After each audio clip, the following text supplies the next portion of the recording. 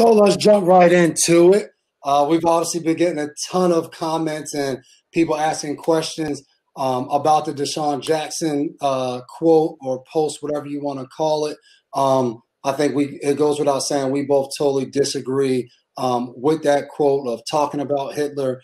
And I thought what was awesome was watching my teammate, and I got a chance to talk to him, Julian Edelman. I thought he did an awesome job of, for one, understanding that no matter what the situation is, hate is not something we want in our country and our world.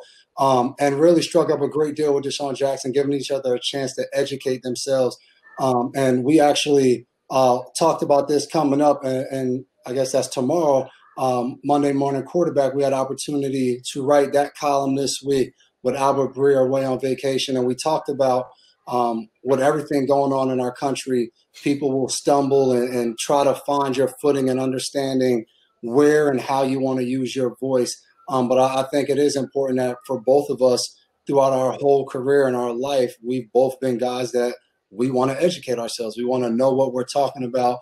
If you ever look at anything we've said, social media, in the media, it's usually well thought out from both of us. Like, I'm not going to go and just speak because people want me to speak or say this because it's cool. I think you need to be able to have well thought out, educated, informed comments, decisions throughout your life. So that's something that I always hang my hat on. And, you know, I think for me, and I know for you too, we understand not everybody's going to like that all the time of what you say and sometimes what you don't say.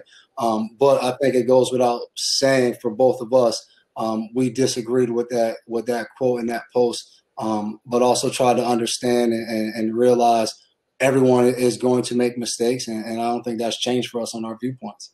Yeah, and I think it was disappointing. I think obviously the statement in himself to include Hitler, somebody that should never be spoken about in a light when you're trying to bring positivity first and foremost, and then to do a little research. And I've seen a lot of people have posted already to see that the quote being attributed to him was also false. And then I think at the end of it too, I understand his thought process and trying to uplift Black people and let them understand their worth and how important they are. But I think whenever we do that and we choose to do, I think it's an awesome thing.